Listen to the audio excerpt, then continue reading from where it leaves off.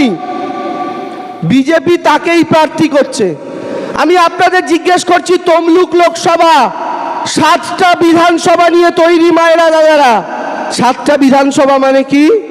হলদিয়া থেকে ময়না, নন্দীগ্রাম থেকে কোলাঘাট, ওইদিকে নন্দকুমার থেকে তমলুক, বিরাট এলাকা। এখন আমি আপনাদের প্রশ্ন করতে চাই, শুধু তো ভোটে জিতলে হবে না, জেতার পর 5 বছর তো কাজটা করতে হবে।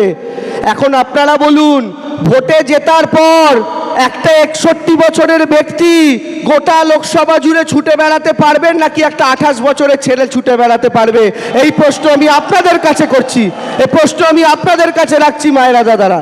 আমি আমার দলের কাছে কৃতজ্ঞ যে গোটা পশ্চিমবঙ্গে এখনো যত পার্টি যত প্রার্থী দিয়েছে, মানে আমাদের তৃণমূলের 42টা, বিজেপির 20টা, বামফ্রন্টের 42টা, এই এতগুলো যে ক্যান্ডিডেট, তার মধ্যে